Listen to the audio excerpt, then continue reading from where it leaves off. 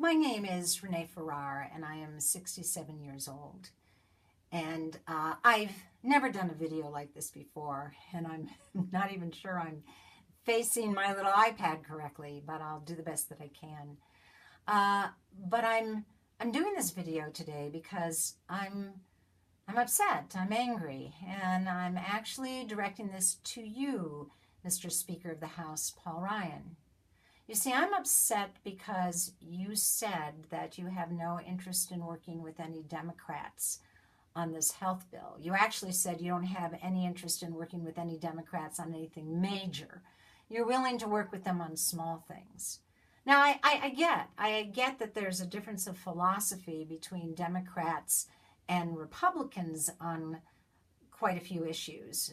But at the same time, there's some things that are very similar between them.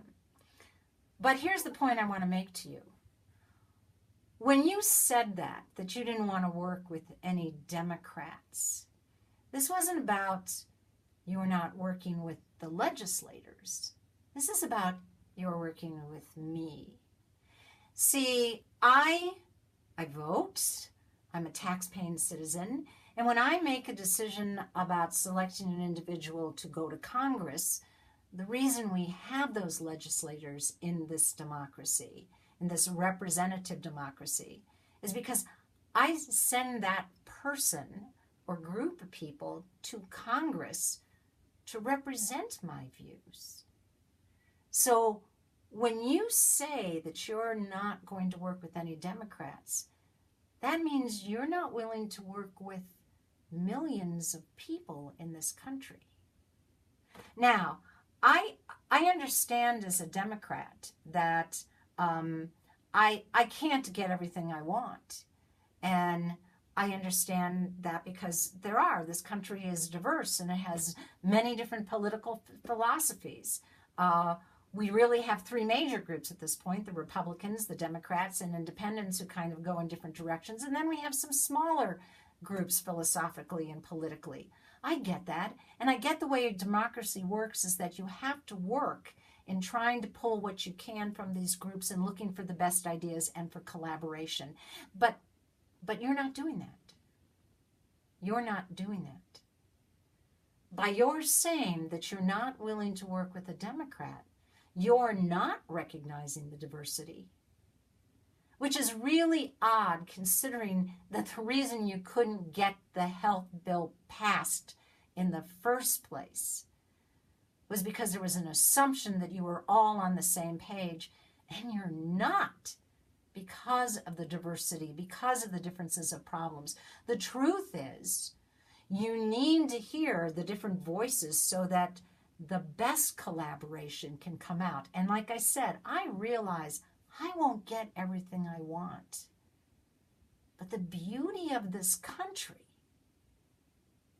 is that we try and pull the best we can from the different philosophies.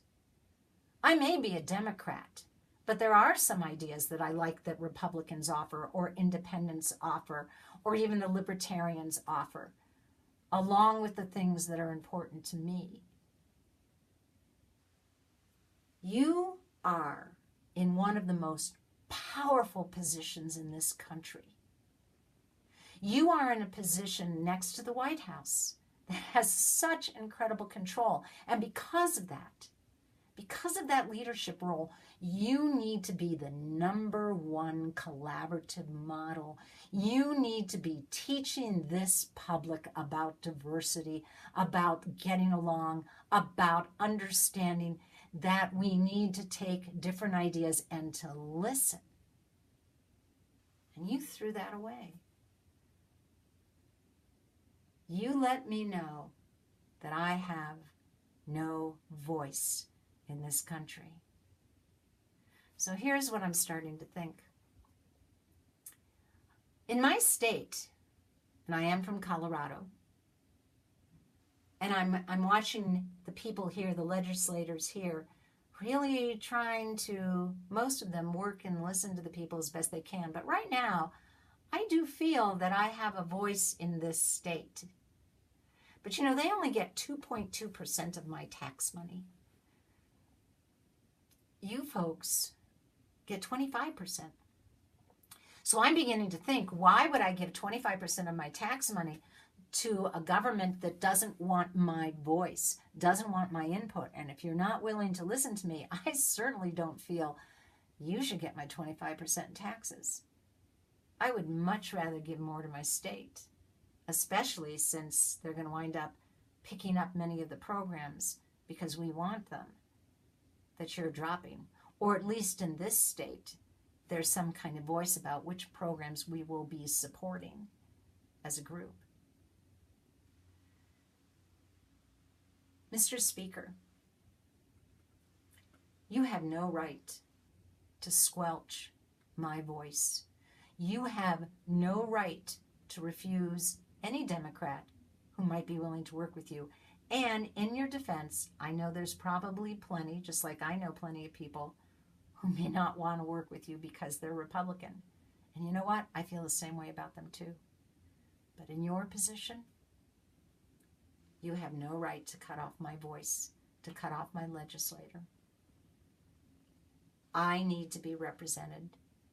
And as the leader that you are, it is your responsibility to make sure I am.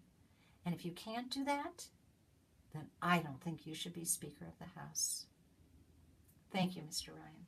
Hopefully you'll reconsider the statement that you made.